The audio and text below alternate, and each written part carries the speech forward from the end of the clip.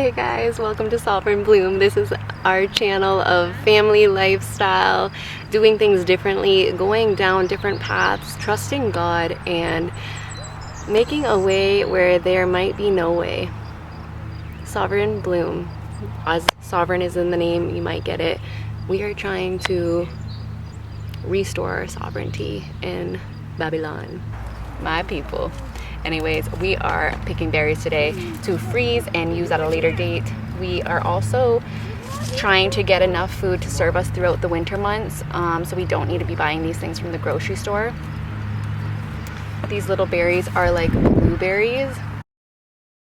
We are striving for sovereignty in ways of our jobs, our income, our, what we want for our kids. We want to pass them down something. Obviously, we want to learn about investing our money. We don't want it just sitting in a bank. All of that good stuff. I decided to make a gingerbug because the weather is warm, so it will be fermenting quicker. And I want to make yummy, refreshing drinks that are healthy and good for us.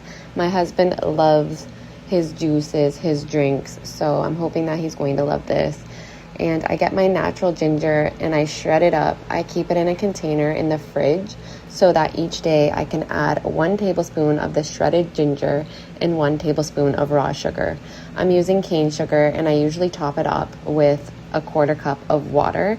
And you'll know it's active when its bubbles rises to the top. I also feed my sourdough at the same time, so it is a great reminder just to feed them both upon rising. I also infused an oil with plantain leaf, and when I'm infusing herbs in oil, I make sure that they are super dry, and then I cut them up super fine. You can also blend them to increase the surface's level that is exposed to the oil, but I didn't bother blending this one. I just cut them up and label them, and then I store them in a dark place, which is this cabinet. This is the apothecary, and we did the horsetail as well. I'm going to use this for a hair oil, and I think I'm going to add some peppermint into it. I'll show you an update on what this looks like after about a month of it infusing.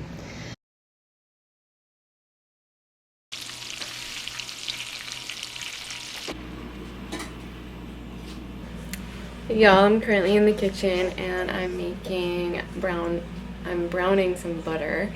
And my plan is to make cookies for Sunday. We are celebrating Amir, and we're also celebrating the summer solstice, coming together with our community of people.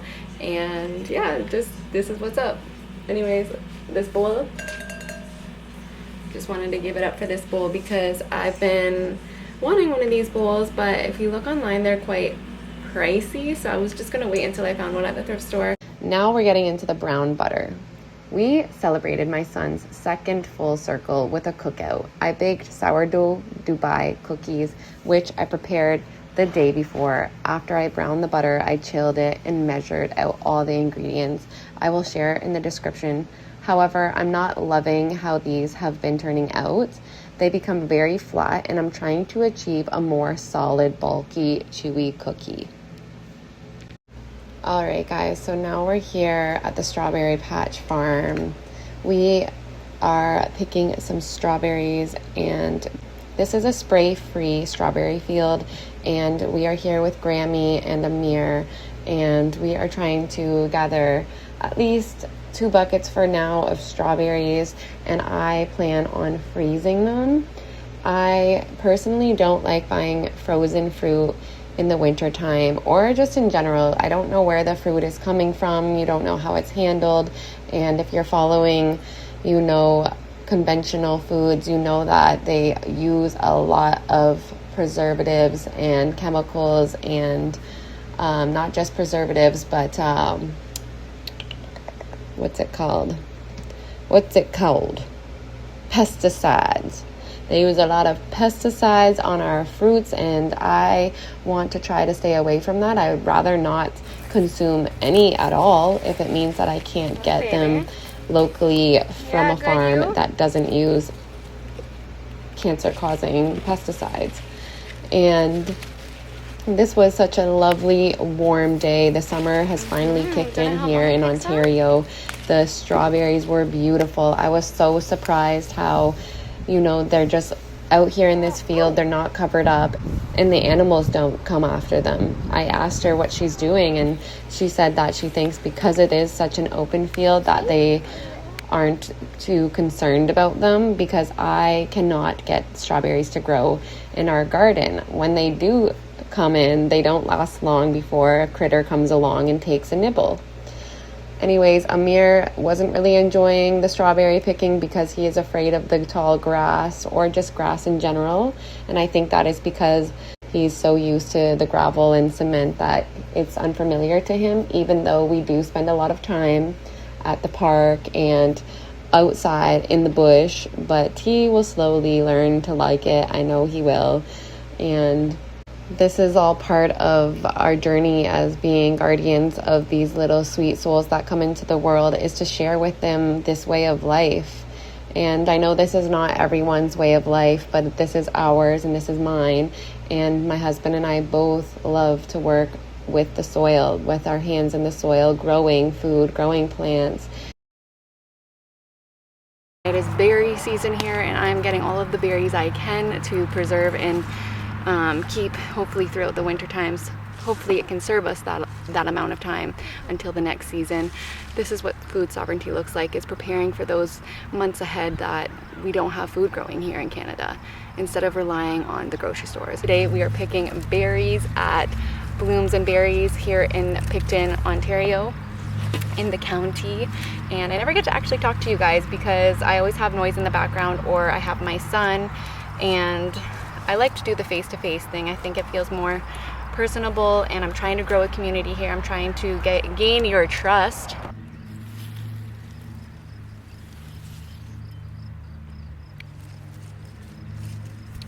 Oh, it's so nice. We're harvesting hascaps. They're kind of similar to blueberries, but they're a bit more soury, but I think they would be so nice in a pastry. So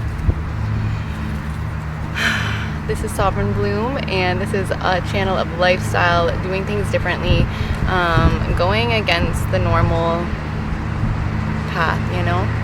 We trust God with our path, and a lot of people question, not a lot, but some people are like, oh, you're not sending your child to daycare, you know, you need to go get a job.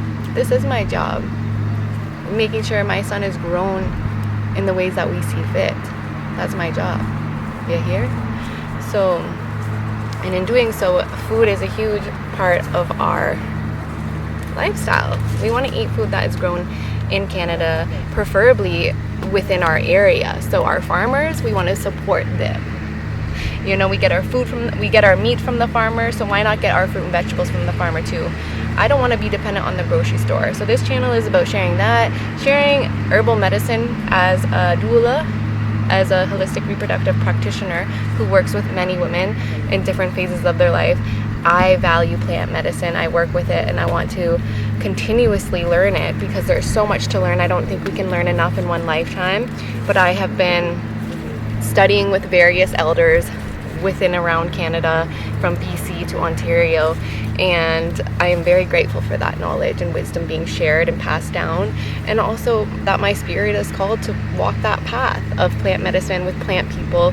And that's something I'm going to be sharing here too, because I think the more we share, the more we can grow and learn from each other and support one another. So, but today we're just picking some berries. I want to save these, freeze them, make pastries with them, make smoothies with them, make fruit pouches for my son. We are striving for sovereignty in ways of our jobs, our income, our, you know, what we want for our kids. We want to pass them down something. Obviously, we want to learn about investing our money. We don't want it just sitting in a bank, you know, all of that good stuff. So yes, we want to be investing our money instead of letting it sit in the bank. That's one thing I'm trying to learn. So if you know anything about that, if you study it yourself, please share. I use, Wealth Simple and Coinbase, but I would like to, listen, we don't have like the funds coming in all the time to be investing in big things. So we need to be starting small. And how do we do that? So I'm going to be learning about that. I'm going to be learning how to homeschool my son differently. I don't want to just have him at home and doing the same thing that, you know, the school system would be doing. I want to teach him differently. And so far, he loves plants. We go outside, he learns them through me. He sees me touching them, talking about them, sniffing them, tasting them, and he goes to those same plants without me even pointing it out, and he picks it up, sniffs it, gives me a piece to nibble, and then he himself nibbles on it. I think it's the most beautiful, sacred thing, and I just can't imagine giving him over to the system for him to be like grown in their indoctrination camps. Like, I'm sorry, but that's not what we're about. We're about sovereignty, and how do we get our sovereignty back if we're continuously depending on the system?